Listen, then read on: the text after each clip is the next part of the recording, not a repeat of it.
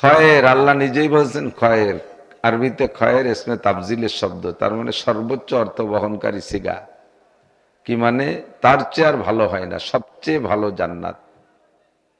আলা মুহাম্মাদিন ওয়া আলা আলি মুহাম্মাদ কামা বারাকতা আলা ইব্রাহিম ওয়া আলা আলি ইব্রাহিম ইন্নাকা হামিদুম মাজিদ।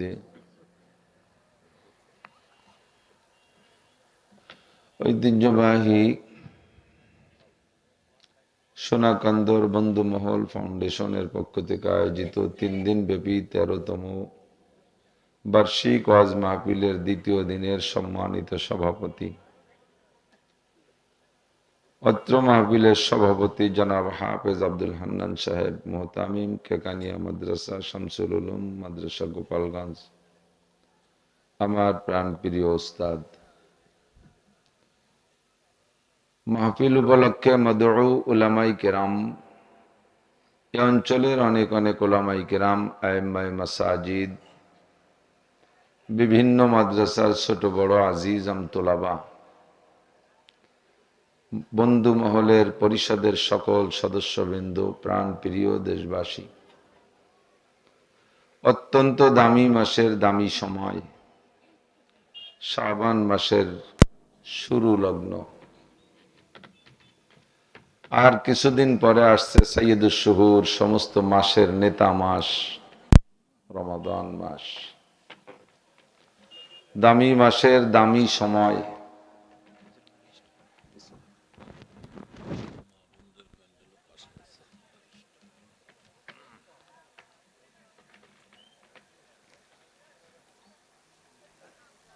আল্লাহ পাক রব্বুল আলামিন আমাদেরকে এ অঞ্চলের হাজারো লাখো মানুষের মধ্য থেকে বাছাই ছাঁটাই করে ভালোবেসে এই বন্ধু মহল মাহফিলে অংশগ্রহণ করার তৌফিক এনায়েত করেছেন। হেদায়েতের আশায় গুমরাহির ভয়ে, সওয়াবের আশায় গুনার ভয়ে, জান্নাতের আশায় জাহান্নামের ভয়ে, শিরিক ও কুফর মুক্ত ঈমান গড়ার লক্ষ্যে, বেদাত মুক্ত সুন্নতি আমলের প্রশিক্ষণ নেওয়া ও দেওয়ার উদ্দেশ্যে আল্লাহ পাক রব্বুল আলামিন এই মজলিসে আমাদের আসার বসার তৌফিক দিয়েছেন। শুকর আদায় করি আলহামদুলিল্লাহ। মোটামুটি শীত, তারপরও প্রচন্ড শীত চলে গেছে কয়েকদিন আগে, তবুও ফাঁকা জায়গা, সব জায়গায় দরপর্দা নেই, উড়ে উড়ে বাতাস আসে, হালকা কুয়াশা আসে, শীত আসে। এই কষ্ট করে কিছুক্ষণের জন্য দুনিয়ার আরামকে ত্যাগ করে জান্নাতের স্থায়ী সুখ শান্তির আশায় জাগতিক কষ্ট কিছুক্ষণের জন্য সহ্য করে জাহান্নামের প্রচন্ড সাজা শাস্তির ভয়ে আল্লাহ পাক আমাদেরকে বসার তৌফিক দিয়েছেন। বলি আলহামদুলিল্লাহ। আর দুনিয়া দারুল মিসাল, দুনিয়াটাই হলো দৃষ্টান্তের ঘর। পরকালে যা যা আছে দুনিয়ায় তা তা আছে, পার্থক্য শুধু আখেরাতের খায়রুম ওয়া আবকা। আখেরাতে যা আছে সব, ভালোটাও স্থায়ী এবং সেরা শ্রেষ্ঠ, মন্দটাও স্থায়ী এবং শ্রেষ্ঠ। দুনিয়ায় জেলখানা আছে, আখেরাতে জাহান্নাম আছে জেলখানা। দুনিয়াটা কিছুক্ষণের জন্য এবং অতি সামান্য নগণ্য, সাজা শাস্তি সহনীয় পর্যায়। জাহান্নামের সাজা শাস্তি সহনীয় পর্যায় না, এটা স্থায়ী। দুনিয়াটা কিছুক্ষণের জন্য, আখেরাতেরটা স্থায়ী। ফি নারি জাহান্নামা খালিদিনা ফিহা আবাদা। যাকে একবার ঢুকাই দেওয়া হবে তার ভিতরে থাকবে সে চিরকাল, চিরকালের কোনো শেষ নাই। আবার দুনিয়ায় সুখ শান্তি আছে, যার যতটুক তৌফিক আছে সে ততটুক অর্জন করে বসে আছি। তো যার যতটুক তৌফিক আছে সে ততটুক সুখ শান্তি উপভোগ করতেছি, কিন্তু জান্নাতের সুখ শান্তি মালা আইনুন রাআত ওয়ালা উযুনুন সামিআত ওয়ালা খাতারা আলা কলবি বাশার, এত ভালো যা কেউ কোনোদিন কানেও শোনে নাই, যার কিছু দেখেও নাই, বললেও বিশ্বাস করা কঠিন। এত ভালো জান্নাত, একটু বলবো সুবহানাল্লাহ। খায়ের ওয়া আবকা, এটা ইসমে তাফজিল, চিরস্থায়ী, তার কোনো শেষ নাই। দুনিয়ার সুখ শান্তি কিছুদিন করলো, কিছুদিন পরে হাত ছাড়া হয়ে যাওয়ার ভয়ও থাকে, আর যায়ও হাত ছাড়া হইয়া। 15, 16, 20 বছর কত সুখ শান্তি করে টরে সব ছেড়ে পড়ে দিয়ে চলে যাওয়া লাগে, এবং দুনিয়ার সুখ শান্তি, ঠিক না? আর আখেরাতের সুখ শান্তি 15, 16 বছরে শেষ হয় না। 15, 16 কোটি বছরও না, 15, 16 কোটি কোটি বছরও না, তার কোনো শেষ নাই। খৈরু ওয়া আবকা। তো আল্লাহ পাক আমাদেরকে এখানে আসার তৌফিক দিয়েছেন। দুনিয়ার কিছুক্ষণের সুখ শান্তি আমরা তুচ্ছ মনে করছি, আখেরাতের সুখ শান্তির আশা করেই তো আসছি। আখেরাতের সেই চিরস্থায়ী জাহান্নামকে ভয় পেয়েই আসছি। কাজেই এখান থেকে যা শুনবো কথাগুলোকে সেভাবে নেওয়ার চেষ্টা করব। বয়ানের ভিতরে সুরও থাকে, নূরও থাকে। আমার সুরও নাই, নূরও নাই। কালকে দেখতেছি যে তাশরিফ আসবে, সে তো সুরের জগতে অনেক ঊর্ধ্বের মানুষ। তো আমরা একটু কাটা কাটা ক্লাসে যেভাবে পড়াই ছাত্রদেরকে, তারই একটা ক্লাস আপনাদের জন্য নিয়ে আসি। কষ্ট হবে না তো ইনশাআল্লাহ? কোরআনে কারীমের তাফসীর, কোরআন শরীফ তাফসীর কতটুক করব? কোরআন শরীফ এত গভীর, এত গভীর, একটা আয়াতের মধ্যে ঢুকলে সেখান থেকে সাঁতার কেটে বেরোয় আসা কঠিন। প্রত্যেকটা আয়াত এভাবে গভীর। আপনার বাড়ির কাছে একটা পুকুর খনন করছেন ছোট্ট করে, বাড়ির কুয়া, যারে কয় আঞ্চলিক ভাষায় কুয়া কয়, বাড়ির দ্বারে ছোট হলি কুয়া। 10 হাত 10 হাত কুয়াটা, বেশি গভীরও করেন নাই, 5-6 হাত বা 5 হাত। তো এই 5 হাত গভীর আর 10 স্কয়ার হাত, এই কুয়াটার ভিতরে সিজনে আপনি 500 পুঁটি মাছ ছাড়ছেন। 500 পুঁটি মাছ 6-7 মাস পর্যন্ত খাওয়াই দাওয়াই যখন সাইজ হয়েছে প্রায় 2 কেজি হয়, এই সময় থেকে জাল খেয়াইয়া মাছ ধরা শুরু করছেন। তো বড় এক গাছ খেপলা জাল, পুরো ছোট পুকুর তো 10 হাত 10 হাত, তো বড় এক গাছ খেপলা জাল মারিয়ে দিলি পুরো পুকুরই ঘিরে গেছে। যদি একটু কম থাকে টানি টুনি তাও ঘিরে ফেলাইছেন। তো যুক্তিতে কি বলে, যেহেতু এক খেও পুরো পুকুরই সব জায়গা ঘিরে ফেলাইছে, এক খেউতে 500 পুঁটি ছাড়ছিলেন, এক খেউতেই 500 পুঁটি উঠে আসতে হবে, এটা যুক্তির দাবি। যেহেতু পুকুরের কোনো জায়গা ফাঁকা রাখেন নাই, সারা পুকুরে এক খেও দিয়ে ফেলাইছেন, তাহলে উচিত কি এক খেউতে 500 পুঁটি উঠে আসতে হবে, এটা হলো যুক্তির দাবি। বাকি তাকে আসে কতক্ষণ? 2 খেউতে কি সব ওঠে? 3 খেউতে ওঠে। আরো 1 মাস পর্যন্ত খেয়াইছেন, প্রত্যেক খেয়াতে 2-4 ওঠে, ঠিক না? লাস্টে যে চৈত্র মাসে পানি কমে গেছে, হাঁটু পানি শেষে ফেলাই দেন, যে তারপরও 25টা এরকম বড় বড় রয়েছে, পাওয়া যায় কিনা? তো 10 হাত 10 হাত একটা কুয়া, 5 হাত গভীর, তার ভিতরে যদি 2-3 মাস জাল খেয়াইলেও লাস্টে শেষে ফেললি 25টা পাওয়া যায়, 20টা পাওয়া যায়। তো কোরআনে কারিম এত বড় গভীর সাগর, যার ভিতরে 103 খানা আসমানি কিতাব ডুবানো আছে। মুসা আলাইহিস সালামের তাওরাত খুঁজলে কোরআনে পাওয়া যায়, ঈসা আলাইহিস সালামের ইনজিল খুঁজলে কোরআনের মধ্যে আছে, দাউদ আলাইহিস সালামের জবুর তাও কোরআনে কারিমের মধ্যে আছে, ইব্রাহিম আলাইহিস সালামের সহিফা 10 খান তাও কোরআন শরীফের ভিতরে, ইদ্রিস আলাইহিস সালামের 30 খান সহিফা তাও কোরআন শরীফের ভিতরে।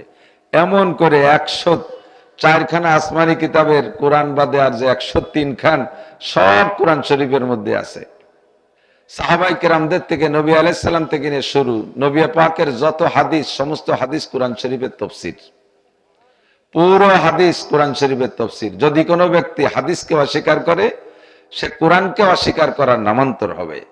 যদি কেউ হাদিসকে অস্বীকার করে, হাদিস সম্পর্কে কেমন কেমন ভাব পোষণ করে, তাহলে তার তফসির করতে হবে নিজ যোগ্যতা বলে। নিজ যোগ্যতা বলে তফসির করতে যে বহুত মানুষের পা পিছলে গেছে, তারা পথভ্রষ্ট হয়ে গেছে। তো নবী আলাইহিস সালাতু ওয়াস সালাম সর্বপ্রথম মুফাসসিরে কোরআন, এরপরে সাহাবাই কেরাম, তারপরে তাবেইন, তারপরে তাবে তাবেইন, এরপরে আবু হানিফা, শাফি, আহমদ, মালিক, ইমাম আবু ইউসুফ, ইমাম মোহাম্মদ, ইমাম জুফার, এ আয়েম্মাই ফুকাহা, আয়েম্মাই তাফসির, আয়েম্মাই হাদিস, বুখারী, মুসলিম, তিরমিজিওয়ালা সবাই এই কোরআন শরীফের তাফসীর করছে। এই সেই থেকে নিয়ে আজও পর্যন্ত ওই পুকুরের ভিতরে জাল মারতি তালেই আছে, জাল মারতি তালেই আছে। এখনো জাল মারলে ওর মধ্যে নতুন পুঁটি মাছ দুই একটা পাওয়া যায়, কারণ সেই পুকুরের তো তলদেশ খুঁজে পাওয়া কঠিন। আমি যে আয়াত পড়েছি এই আয়াত ওলামাই কেরাম আরো কিয়ামত পর্যন্ত পড়বে আর বয়ান করবে। এই আয়াতের ভিতরেই যার যার যোগ্যতা বলে সে জাল খেয়াই ওর মধ্যে থেকে মাছ বের করবে। আপনি অনেকবার শুনেছেন বিদায়, এই আয়াত তো কত শুনছি, তাই বলে চলে যাওয়ার দরকার নাই। দেখি নতুন জাল খেউ দিয়ে দূরে একটা বাঁধানো যায় নাকি। কতক্ষণ রাজি আছেন না? আল্লাহ পাক তৌফিক দান করে, বলেন আমিন। আমি এক হিন্দুরে জিজ্ঞেস করছি, এই একটু মুসলমান মুসলমান ভাব, হিন্দু তো মুসলমান ভাব, আমরা যখন তারে কাজে লাগাই সেই সময় শুরু করে, হুজুর আল্লাহর নাম নিয়ে শুরু করি।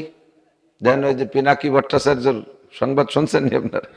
আমি খুব শুনি, আল্লাহর নামে শুরু করি, অথচ পিনাকি ভট্টাচার্য। তো হিন্দু আল্লাহর নাম নিয়ে শুরু করে, মুসলমান ভাব, একটু ভাবেও ঠেকতেছে যেন ইসলাম গ্রহণ করবে ভাব কাছাই গেছে। তোরে বললাম তুই আপাতত যে জায়গা আছিস এই জায়গা থেকে তোদের ধর্মের কথা বল দি, তোদের ধর্মে কি কি আছে, এই জায়গা কি কি আছে আমল, সকালে ঘুম থেকে উঠে কি দোয়া পড়িস কদি, তারপরে যাইয়া অজু বানানোর সময়, বাথরুম টাথরুমের সময় কোনো দোয়া আছে নাকি, খাতি বৈশিষ্ট্য খাইস তো বড় কান্দা খাড়া থাল নিয়ে 1.5 সালির মাখাইয়ে ধুমসা খাইস, এর মধ্যে কোনো দোয়া কালাম আছে নাকি? পোশাক আশাক পরিস কোনো দোয়া আছে নাকি? কাজে হাত দিস তাতে কোনো দোয়া আছে নাকি? কয় যে আমাকে 12 মাসে 13 পুজো, আর ওই কিছু নির্ধারিত 2-4টে কথা আছে। সকালবেলা ঘুমের তো উঠে গোবরের মধ্যে গরুস্থানা দিয়ে, গরুস্থানের মধ্যে গোবর দিয়ে আর একটু পানি পুনি মিশাইয়া গুলাইয়া গুটে মুটে বাড়ির সব জায়গা ছিটে দিলে জায়গা পাক হয়ে যায়। গোবরও না পাক, পেশাবও না পাক, তাই যে জায়গা পাক হয়ে যায়। এরপরে মহিলারা একটু আলা মাটি দিয়ে ঘরের দরজা টরজা একটু লেপে, কোনো সম্ভ্রান্ত যারা তারা। তারপরে জায়গায় জায়গায় মুরব্বীদেরকে দেখলে একটু জোড়হাত করে কুর্নিশ করি, মন্দির টন্দির দেখলে সে জায়গায় একটু যাই।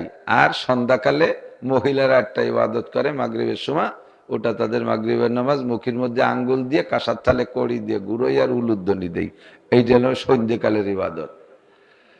আর সম্ভ্রান্ত হিন্দু যারা, তারা কিয়ামতের আলামত হিসেবে কিয়ামতের সিগন্যাল দেয়, সিংহে ফু দেয়। সিংহে ফু শুনছেন নাকি? সিংহে ফু দেয়। এই আমাকে হাতে গোনা কয়েকটা ইবাদত হয়ে গেল। এই এখান থেকে সব কাল সকালে পাওয়া যাবে, ওই এতই উসরে রে কষ্ট রে লাভ কি? আর এ সব কথাই ওয়াজে আছে। বছরে 400 মাহফিল করি, আর আজ থেকে প্রায় 25 বছর আগের এই মাঠে নামছি। তো প্রত্যেক বছর 400 করে করলে 25 বছরে কয়শো হয়েছি? এত নতুন কথা কোন জায়গা পাবো? ওই আনতে জোড়া তালি দিয়ে মাঠ শেষ করে যাতি আর কি। কাজ এই সব ওয়াজ ইউটিউবের মধ্যে আছে। আমার হুজুর আপনাদের প্রাণ প্রিয় মানুষ, আমাদের গোপালগঞ্জের ভিতরে এক নামে হাফেজ আব্দুল হান্নান সাহেব কেকানিয়ার হুজুর। ছোট বড় যে কোনো প্রোগ্রামে হুজুর উপস্থিত থাকলে হুজুরের উপর দিয়ে আমাদের গোপালগঞ্জে আপাতত কোনো আলেম ওলামা সভাপতিত্ব বা শেষ সেরা পদটা আর কেউ আমরা দিতে পারি না হুজুরকে ছাড়া। আপনাদের দেশের সন্তান, আল্লাহর রহমতে আমরা 4 ভাই হুজুরের ছাত্র, আমরা 4 ভাই হুজুরের ছাত্র। এবং সিদ্ধান্ত ছিল আমার ছেলেরাও পড়বে, কিন্তু তারা এদিক ওদিক পড়িয়ে টড়িয়ে তারপরে হুজুরের থেকে দোয়া নেয়। আল্লাহর রহমত, আমার হুজুরকে আল্লাহ অনেক হায়াত দিক, সুস্থতার সাথে, সবাই বলেন আমিন, ইজ্জতের সাথে, সুস্থতার সাথে, প্রশস্ত হালাল রিজিকের সাথে লম্বা হায়াতে তো এবার দান করে, বলেন আমিন। এনরা যারা যুবকরা গিয়েছিল আমার সাথে সাক্ষাৎ পাই নাই, হুজুর পরে আমার ফোন দিয়ে, হুজুর আমার কাছে, আমার ওখানে একদিন চা খাইতে গেলেন, বললেন যে তাই দাওয়াতটাও লিখে রাখো। তো সেই হিসেবে আমি হুজুরের দোয়া নিয়ে আসছি, আর হুজুর আমার পাশে বসে দোয়াও দেবেন। আল্লাহ পাক রব্বুল আলামিন আমাদের সকলকে এখান থেকে বুঝ নিয়ে যাওয়ার তৌফিক দান করে, বলেন আমিন। তো আমাদের মুসলমান, ওরে বললাম যে আমাদের মুসলমানদের ধর্ম শুধু 5 ওয়াক্ত নামাজ, রমজানের রোজা, পয়সা থাকলে হজ, পয়সা থাকলে জাকাত, তৌফিক থাকলে কোরবানি, এই 4-5টার মধ্যে আমাদের ইসলাম সীমাবদ্ধ না। কথা বলেন। এইরকম নাকি? ইসলামকে এই 4-5টার মধ্যে সীমাবদ্ধ? আমাদের ইসলাম সব কাজের মধ্যে ইসলাম। আল্লাহ পাক রব্বুল আলামিন বলেন, মা আতাকুমুর রাসূলু ফাখুযুহু ওয়া মা নাহাকুম আনহু ফান্তাহু। দুইটা কথার ভিতরে কথা দুইটা, মা আতাকুমুর রাসূলু ফাখুযুহু ওয়া মা নাহাকুম আনহু ফান্তাহু। যে কোনো কাজ করবা দেখবা ওর মধ্যে দুইটা দিক আছে। ভালো কাজ, ইবাদতের কাজ যেগুলো আল্লাহর হুকুম, তার মধ্যে দুইটা দিক আছে, বৈধ আর অবৈধ। আবার যে কাজগুলোকে তোমাদের নজরে দেখতে অবৈধ মনে হবে, মন্দ কাজ, দুনিয়ার কাজ, ওটার মধ্যে দুইটা দিক আছে। ওটাকেও ভালো এবং মন্দ হিসেবে বানানো যায়। মন্দটারে আবার ভালো মন্দ দুই দিক নাই, কি করে? এই পেশটা আগে ছাড়াই যাই, এদিক তাকান। কেউ গায়ে হাত দেওয়া, সর থাপ্পড় কিল ঘুষি দেওয়া, এটা কি ভালো কাজ? কেউরে কোপ দেওয়া, মায়ের দেওয়া, মাথা ফাটায় ফেলানো, ঠেসে ধরে জবই দেওয়া, এ কাজটা কি ভালো কাজ? কাফেরের সাথে যুদ্ধ লাগছে, সেই সময় যদি আপনি মনে করেন যে কের গায়ে মায়ের দেওয়া তো ভালো কাজ না, কেউরে কোপ দেওয়া ভালো কাজ না, গুলি করা ভালো কাজ না, তো যুদ্ধের ময়দানে কাফেরদের সাথে যুদ্ধ লাগছে, সেই সময় যদি এইটারে মন্দ কাজ মনে হইলে আপনি বন্দুকটারে ছাড়িয়ে দিয়ে, তীর তরবারি ছাড়িয়ে দিয়ে খালি হাতে দাঁড়ায় থাকেন, এটা কি ভালো কাজ? ওই সময় কোপ দেওয়া ইবাদত, ওই সময় কোপ দেওয়া, গুলি করা, কিল দেওয়া, ঘুষি দেওয়া, মায়ের দেওয়া ইবাদত। তাহলে মন্দ কাজটাও ভালোর দিকে আনার জায়গা আছে, আছে না নাই? আবার জায়গায় জায়গায় এই মায়ের দেওয়াই নিষেধ। এই মায়ের কখনো নিষেধ, কখনো হুকুম, ঠিক না? জেহাদের ময়দানে যাইয়া মারামারি করতে হবে, মারতে হবে, এই মায়ের কাজটা ভালো না, অথচ জেহাদের ময়দানে যে সেটা ইবাদতে পরিণত হয়েছে। এবং কেমন ইবাদত পরিণত? নামাজ বাদ দিয়ে পর্যন্ত জেহাদের হুকুম আসছে।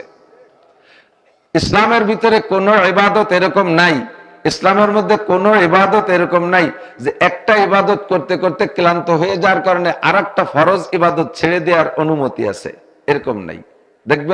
দেখেন রমজান মাসে রোজা রাখছেন, রমজান মাসে সারা দিন রোজা রেখে ক্লান্ত হয়ে গেছেন, মাগরিবের সময় ইফতার করে জায়গায় শুয়ে পড়ছেন। কারণ যদি কেউ কয় যাই ইফতার রোজা রয়েছি, সারাদিন রোজা রয়েছি, ইফতার করে চল মাগরিবের নামাজ পড়ে আসি, যদি কয়া কথা কেউ না, সারাদিন রোজা ছিলাম, আর নামাজ পড়ার কায়দা নাই। তো সারাদিন রোজা ছিল বিদায়, এর কি নামাজ বাদ হয়ে গেছে নাকি? সারাদিন রোজা ছিল এর কারণে, এই ক্লান্তির কারণে কি তারাবির নামাজ পড়া বাদ হয়ে গেছে নাকি? এক ইবাদতের কারণে আর এক ইবাদত বাদ হবে না।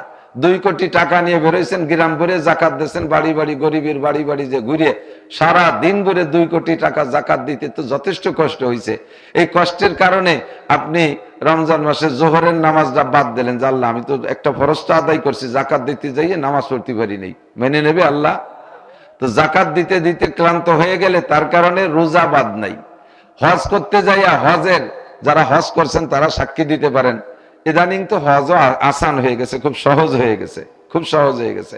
হজে এখন অনেক জায়গায় অনেকগুলো গাড়িতে করা যায়। তো আমি 2013 সালে প্রথম হজে গিয়েছি, তখন হজে গেছি আমি ইচ্ছা করে, যে তখন তো একটু স্বাস্থ্য শরীর ভালো ছিল, শক্তি ছিল। আমরা 3 জন প্ল্যান করলাম যে আরাফাতের মাঠের থেকে আজকে হজের সব কাজ আমরা পায়ে হেঁটে করব। আরাফাতের মাঠের থেকে মাগরিবের নামাজের আজান হলে রওনা দিতে হয়, মাগরিব পড়া যাবে না, মুজদালিফায় যে মাগরিব পড়তে হবে, মাগরিব আগে, তারপরে 11 কিলোমিটার হেঁটে যায়। তো এই 11 কিলোমিটার হাইটে যাইতে 4-5 ঘন্টা সময় লাগে। পথ বেশি না, কিন্তু ঘনবসতির কারণে হাঁটা লাগে না, শুধু দাঁড়ায় থাকতে পারলেই চলে যাওয়া যায় মুজদালিফা, পড়িয়ে গেলে আর যাওয়া গেল না। এত পরিমাণ মানুষ স্রোতের গতিতে আস্তে আস্তে চলতে থাকে। তো মুজদালিফা পর্যন্ত হেঁটে গেলাম, ওখানে যেটু শুইতে হবে, ঘুম আসে না, ফ্লোর পাকা জায়গা, গরম, ভীষণ গরম। ফজর পর্যন্ত সজাগ, ঘুমাই নেই। ফজরের নামাজ মুজদালিফায় পড়ে তারপরে শয়তান মারতে গেলাম জমরায়, শয়তানকে মাইরে সেখান থেকে সেটুকু আবার পায়ে হেঁটে, সেখান থেকে 4.5 কিলোমিটার মক্কা, সে জায়গায় হেঁটে গেলাম, যাইতে আবার পথ ভুলে যে 6-7 কিলো বেশি ঘুরলাম, যাইয়া তারপরে কাবাঘর তওয়াফ করলাম। কাবাঘর তওয়াফের পরে তওয়াফের শেষ দিক যাইয়া আর পা চলতেছে না, আর পারি না। এরপরে আবার সাফা মারওয়া সাই রয়েছে, সেটা তো সামনেই রয়েছে। এ করতে করতে এমন অবস্থা হয়ে যায়, যদি সব কাজ পায়ে হেঁটে করে, তাহলে আপনার জীবনে দুনিয়ায় এমন কোন কঠিন কাজ করেন নাই যেটা হজের চাইতে কঠিন হবে। এইভাবে পায়ে হেঁটে হজ করলে জীবনের সেরা কষ্টের কাজ হজের ওই দিন, একদিন 10 তারিখ, 9 তারিখ সন্ধ্যা থেকে নিয়ে 10 তারিখ শেষ পর্যন্ত। এরপরে সাফা মারা সাই করে এরপরে যাই মাথা হলক করতে হবে, গোসল করতে হবে, কুরবানি দেওয়ার পরে আর কি, কুরবানির খবর আসার পরে। তো এইভাবে সারাদিন হজের কষ্ট, হজ তো কত পয়সা করে খরচ করে করছেন, কত কষ্ট করে করছেন, হজ করতে করতে করতে করতে ক্লান্ত হয়ে গেছেন। এর কারণে কি কইতে পারবেন আল্লাহ আমি কিন্তু আজকে জোহরের নামাজ পড়তে পারবো না, এ বলার কায়দা আছে না? এখানে কাজ হবে আমি কিন্তু আসর মাগরিব পড়তাম, আমি কিন্তু হজ করে আইছি, এ বললে কি আপনাকে ছাড় হবে? তাহলে একটা ইবাদত, ফরজ ইবাদত করতে যাও, ক্লান্ত হয়ে গেলে আরেকটা ফরজ ইবাদত ছাড়ার সুযোগ নেই। খন্দকের যুদ্ধের সময় নবী আলাইহিস সালাতু ওয়াস সালাম, ভালো করে মনে রাখতে হবে, একদল আছে জেহাদের আলোচনা করতে গেলে তাদের গায়ে চুলকানি ওঠে, এটা বেঈমানির লক্ষণ।